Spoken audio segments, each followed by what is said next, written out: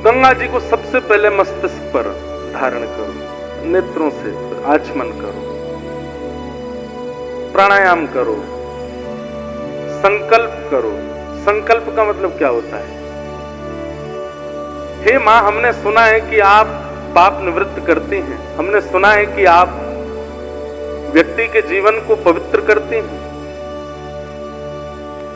हम निवेदन करना चाहते हैं कि हे गंगा मैया, हमारे अंदर बहुत अवगुण हैं, सद्गुणों की तो कोई ऐसी जगह नहीं है हमारे अंदर, पर अवगुण बहुत हैं। लेकिन ये अवगुण एक मेरे अंदर ऐसा है जिस अवगुण से बहुत लोगों को मैंने खो दिया, बहुत लोग मेरे जीवन से चले गए, और मुझे स्वयं भी पीड़ा होती है कि ये अवगुण मेरे अंदर क्यों है। मैं इस अवगुण का नाश करना चाहता हूं। हे गंगा मैया, आप कृपा करो, मेरा ये अवगुण समाप्त हो। चाहे वो क्रोध का है, चाहे वो काम का है, चाहे वो लोभ का है, चाहे वो ईर्ष्या का है, चाहे वो द्वेष का है, चाहे वो कुछ बहुत अभद्र खाने का है, पीने का है, अशुद्ध वचन बोलने का है, ये जो भी अवगुण है, उस अवगुण की शिकायत कीजिए गंगा मैया से, उसका संकल्प लीजिए, आप इस अवगुण को नष्ट कर दीजिए। मैं वचन देता हूं कि पुनः ये अवगुण मेरे अंदर ना उत्पन्न हो, इसकी मैं पूरी सावधानी रखूंगा। और ऐसा कह के अपने वस्त्र, कुछ वस्त्र तो होने चाहिए शरीर पर, और वस्त्र उतार के फिर गंगा जी में प्रविष्ट हो जाओ।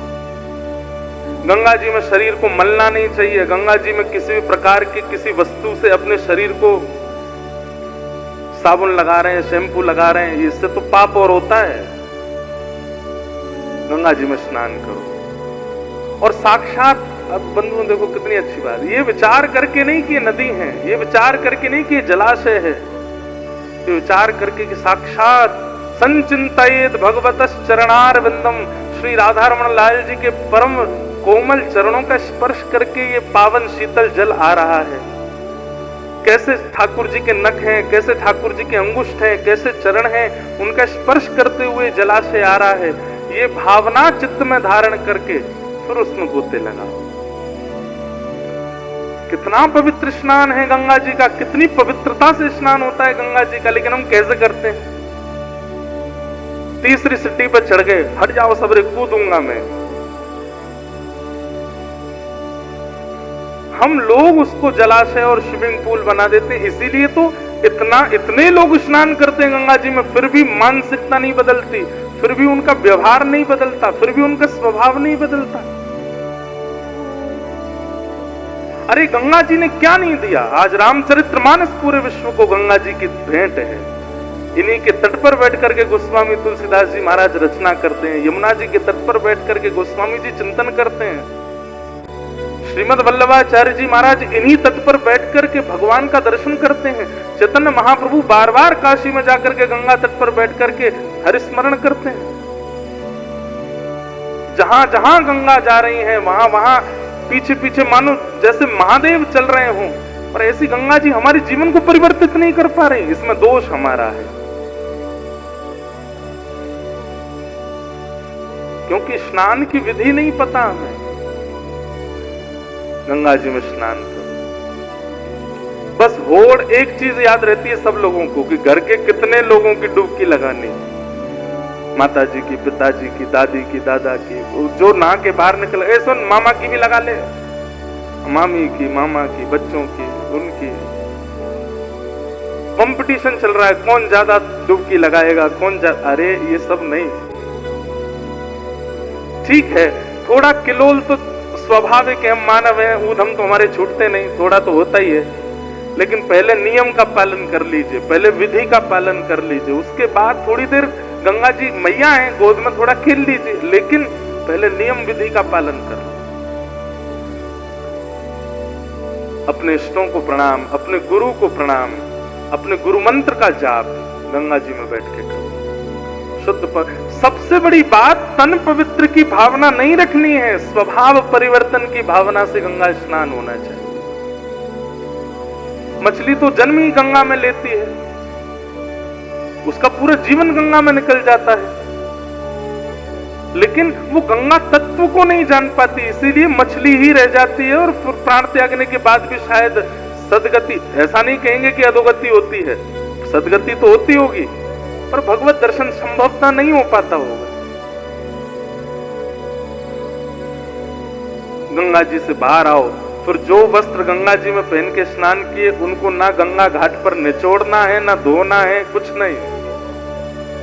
और उसके बाद जो तौलिया आदि जो भी है वो गंगा जी में थोड़ी सी उसको जो पवित्र है, जिसका भी उपयोग नहीं किया गया, उसको गंगा जी में ही धो करके उससे तन को थोड़ा पोंछ लीजिए, सूखे वस्त्र से नहीं। और फिर नवीन वस्त्र धारण करके अपना उर्धपुंड लगा करके उसके बाद गुरु मंत्र का जाप कीजिए। जिस नाम में आपकी निष्ठा है वो नाम का जाप कीजिए। और जगह तो नेत्र बंद करके कीजिए, लेकिन गंगा जी के घाट पर नेत्र खोल करके कीजिए। गंगा जी का दर्शन करते हुए नाम जप कीजिए, गुरु मंत्र का जप कीजिए। बस विचलित ना हो, इधर देखें इधर नहीं, गंगा जी को अखंड देखते रहिए। आप फिर हमको याद करेंगे। जो परिवर्तन का अनुभव अपने स्वभाव में, बुद्धि में, विचार में आप करेंगे, अद्भुत है। ऐसी गंगा जी, उनमें स्नान करो और स्नान करने के बाद अपना मंत्र आदि करने फिर आओ कथा में, और यहां बैठ करके फिर 3, साढ़े 3 घंटे 4 घंटे कथा श्रवण कीजिए। महाराज 7 दिन में ही वो परिवर्तन का अनुभव आपको होगा, उस विचार का अनुभव आपको होगा। कभी स्वप्न में, कभी अनुभव में, कभी विचारों में, कभी कहीं ना कहीं ठाकुर जी का अनुभव होने लग जाएगा। यही तो हमारे जीवन का उद्देश्य है। तो भाग्यशाली हैं आप लोग। दुनिया में कथा होती है सब जगह भाग्यशाली, पर मैं ये बात कह दूं तो कोई अतिशयोक्ति नहीं। आज के दिन से गंगा जी के तट पर, ऐसे पावन स्थान पर, ऐसे पावन संतों के सानिध्य में ये कथा जो सुन रहे हैं वो परम भाग्यशाली, परम भाग्यशाली। बस अपने इस भाग्य को, ये आपके दरवाजे पर आया हुआ भाग्य दस्तक दे रहा है, इसकी अवहेलना मत करना, इसका उपयोग कर लीजिए। और जो 2-3 दिन का नियम बना के आए कि हम तो 2-3 दिन रुकेंगे चले जाएंगे, अगर ये नियम आपने नहीं तोड़ा तो आपने कुछ नहीं तोड़ा। इसको तोड़ के 7 दिन रुक के जाओ, कथा सुन के जाओ, भाव से कथा का श्रवण करके जाओ। ऐसी पावन गंगा, उनको हम प्रणाम करते हैं, उनको हम वंदन करते हैं। ये हमारे लाला के चरणों से प्रकट हुए हैं, इन्हें बारंबार नमन करते हुए आइए। सच्चिदानंद रूपाय, 3 रूप बताए गए भगवान के, सत्य, चैतन्य और आनंद। अब अनेक बार इस श्लोक की व्याख्या ठाकुर जी के रूप पर की है, पर सत्य, चैतन्य और आनंद ये तीनों रूप गंगा जी के हैं। सबसे पहला सत्य, गंगा जी सत्य है,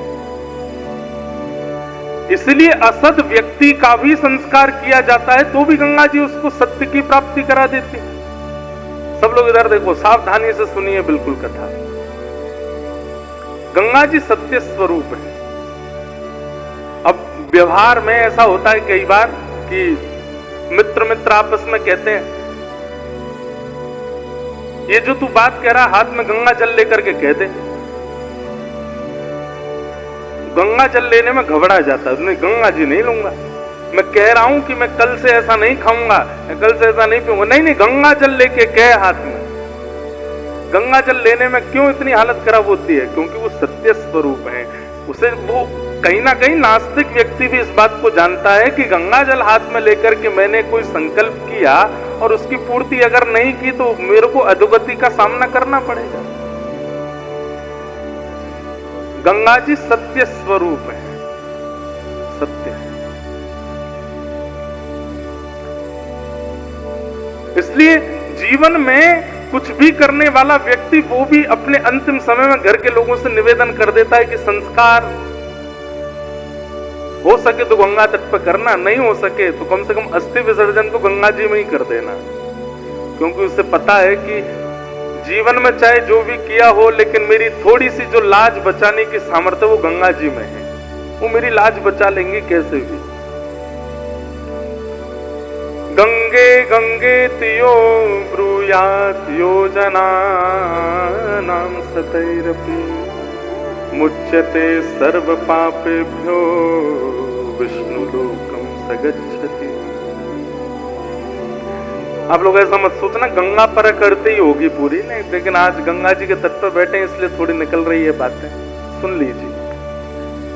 गंगा जी का पहला स्वरूप सत्य है। सत्य किसको मानेंगे? जिसके सामने असत्य का अस्तित्व नष्ट होता हो, वो सत्य है।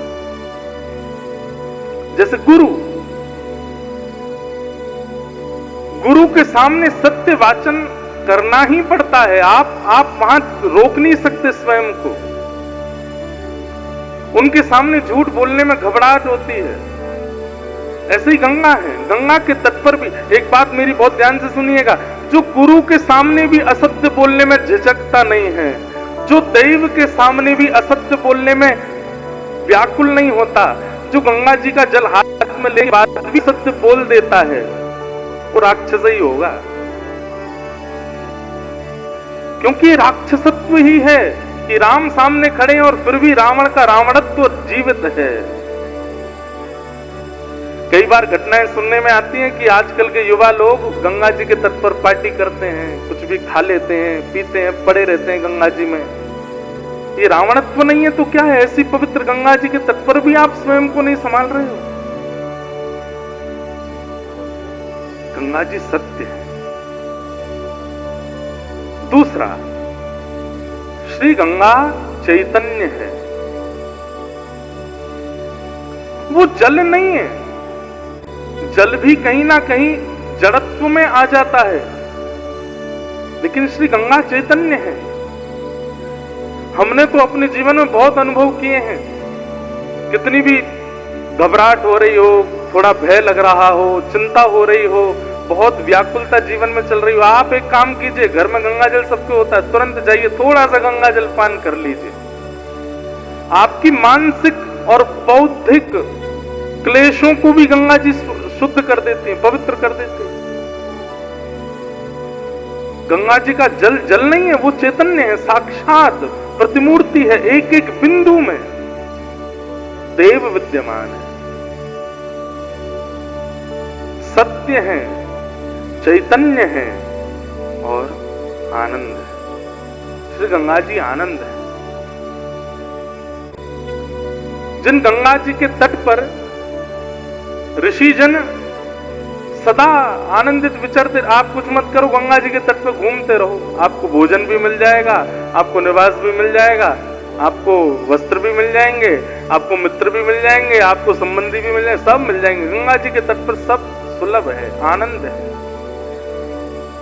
जीवन में प्राप्त करने वाला जो आनंद चाहते हैं, गंगा तट पर सब प्राप्त हो जाए। इसलिए सच्चिदानंद रूपाय, ये तीनों रूप गंगा जी के हैं। पहला सत्य, दूसरा चैतन्य और तीसरा आनंद। विश्वोत्पत्त्यादि हेतवे, विश्व की उत्पत्ति, पालन और प्रलय, तीनों की संभावना गंगा जी में है। विश्व का उत्पत्तिकरण भी गंगा जी से हो रहा है। हमारे भीतर जो सद्भावना प्रकट हो रही है वो गंगा जी की कृपा है। हमारा पालन भी गंगा जी से हो रहा है। गंगा जी के जल से ना जाने कितने भारतीयों का पालन हो रहा है, कितने नगरों का पोषण हो रहा है, कितने परिवार पल रहे हैं गंगा जी के जल पर। और जब अपने रौद्र रूप में आती हैं तो संहार भी करती हैं। उत्पत्ति, पालन और संहार, तीनों की संभावना जिनके पास है। तापत्रय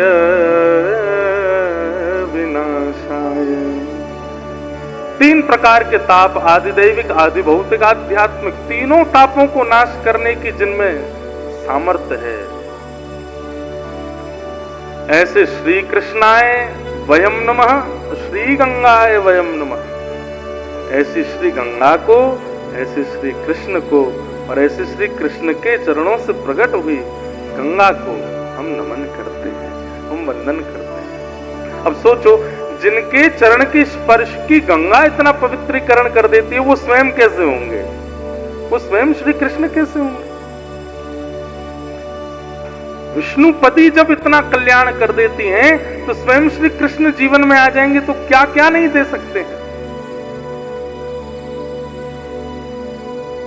ऐसे श्री कृष्ण को और ऐसे श्री कृष्ण से चरणों से प्रकट हुई मां गंगा को हम प्रणाम करते हैं।